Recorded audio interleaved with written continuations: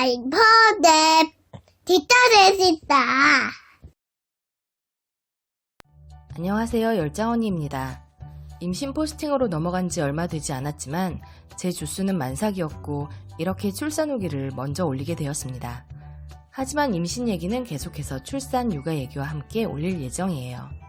먼저 첫째 아이 유도분만 후 응급제왕, 둘째 이번에 날짜를 정하고 제왕절개를 하는 선택제왕, 이렇게 두 가지 경우 말씀드릴게요. 첫 아이 출산할 때 자연주의 출산이나 고통을 느끼지 않는 환경에서 아이를 낳는 라마즈 분만, 수중 분만, 근해 분만 등이 이에 해당돼요.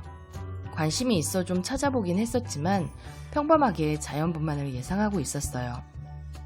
하지만 자연 분만은 자기가 원한다고 되는 것도 아니고 평범하지도 않고 원치 않아도 위험한 상황이 되는 경우 제왕절개를 할 수 있다는 것도 알게 되었답니다. 피 같은 게 주르륵 흐르는 것은 이슬이고 이슬이 비치면 출산 임박, 물 같은 게 팍 하고 터지면서 내려오면 양수 터진 거라던데 저는 투명한 물이 한 줄기 흘러 병원을 갔어요. 알고 보니 양수였고 밤새 가진통 하다가 유도분만 촉진제를 맞고 진진통 제대로 느낀 후 13시간 만에 골반이 안 벌어져 아기가 내려오지 못하고 머리가 붓고 있다고 해서 응급제왕한 첫 아이 리얼 후기.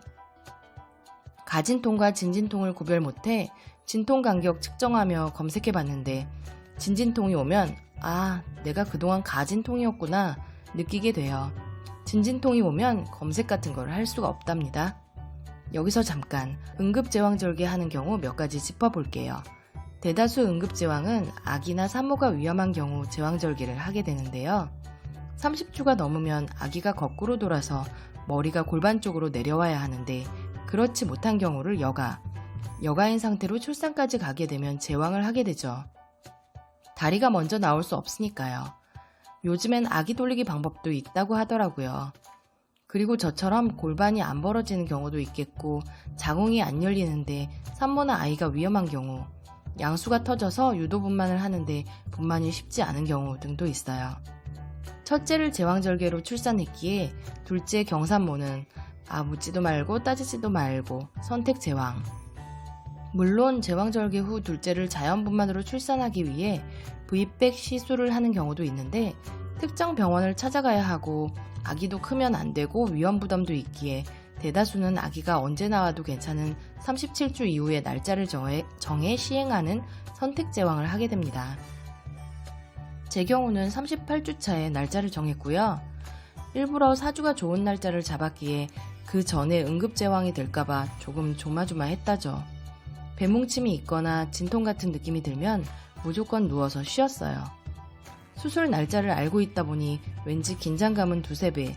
하지만 수술 이전에 진통 겪는 일을 생략한다고 하니 한결 몸은 가볍더라고요. 첫 아이 출산 때는 수면 마취를 하고 아기 보게 깨워줄까를 물었는데 요즘 추세는 하반신 마취만 하고 아기 꺼낸 뒤에 수면으로 재워준다더라고요. 나는 배 열고 아기를 볼 자신이 없어 수면을 해달라 하니 아기도 같이 잠들 수 있어 아기 꺼내자마자 수면해주신다고. 쫄보라서 겁이 났는데 하반신 마취하고 약간 토할 것 같은 느낌이 있고 하반신 마취임에도 약간 몽롱한 듯한 느낌은 들었어요. 그래서 이왕 이렇게 출산하는 거 아기 울음소리가 들리길래 얼굴 보고 자겠다 했죠. 아기 얼굴 보고 그 다음은 눈을 떠보니 링겔 꽂고 누워있더라고요. 아픔의 강도는 좀 다르지만 제 개인적인 고통의 강도는 이래요. 항생제 반응 테스트, 소변줄 꽂기가 비슷한 정도. 그보다 척추 하반신 마취 주사가 좀 더 아팠고요. 헛배알이 환도선다는 증상이 조금 더 아팠고 가장 아팠던 건 진진통이었어요. 첫째 때 출산 후 조리원에서 골반 통증, 일명 환도선다는 증상으로 며칠을 울었거든요. 회복 기간도 조리원 한 주는 내내 아팠고 그 다음 한 주는 좀 나아졌어요. 붓기가 심해 아기 낳고도 아기 몸무게가 빠지기는커녕 추가로 3kg가 찌기도 했죠. 헛배아리는 출산 후 배가 아팠다 안 아팠다 하는 증상인데 응급제왕 때는 크게 못 느꼈는데 둘째 헛배아리는 진진통 수준이었어요. 진통제 좀 달라 그랬더니 헛배아리는 진통제가 들지 않는다고 하셨지만 그래도 진통제 주셨는데 진진통에서 가진통으로 바뀐 느낌? 아프면 진통제 달라고 하세요. 듣든 안 듣든 일단 질러보는 거죠. 둘째 출산 후 병원에 있는 동안 저는 4박 5일 동안 어떤 날은 괜찮고 어떤 날은 허리 펴고 걷기도 힘들고 하면서 점점 나아졌어요. 조리원 입소 후는 상처 부위 아픈 거 빼면 괜찮은 편이에요. 참고로 지금 조리원이고요. 첫째 때는 내가 아이를 낳은 게 맞나 신기하기도 하고 얼떨떨한 느낌이 강했는데 둘째는 여유가 있어 그런지 예뻤어요. 그리고 제왕절개 출산 준비물을 챙기면서 구부러진 빨대는 왜 챙기나 궁금했는데 첫째 때는 챙긴 기억이 없었거든요. 생각해보니 첫째 때는 수술 후 몇 시간 뒤 저녁 시간이 되니 죽을 주셔서 먹었어요. 이번에는 그날 하루는 음료는 아무거나 마셔도 되는데 밥은 못 먹는다고 하셔서 누워서 음료만 찹찹.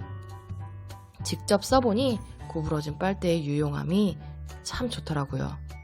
조리원 동기 한 명이 첫째 출산 때 자연분만으로 나왔는데 회원부 꼬맨 게 터져서 다시 꼬맨 후 고통이 너무 심해 이번에 둘째는 선택제왕으로 출산했거든요.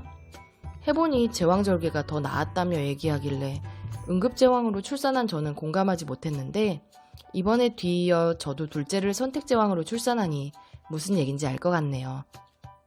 이번 출산한 산부인과는 모자동실이라 아기랑 24시간 같이 있는 거였는데 참 걱정되고 힘들기도 했지만 덕분에 신생아에 대해서도 많이 알게 되고 우리 아기 패턴이나 수면 습관에 대해서도 알게 되어 다음에 모자동실 노하우를 알려드릴게요.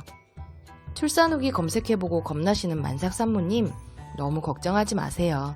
아픔이 없진 않지만 아기보다 보면 참아지기도 하고 또 둘째는 절대 없다 다짐을 하지만 잊어버리기도 한답니다. 저처럼요.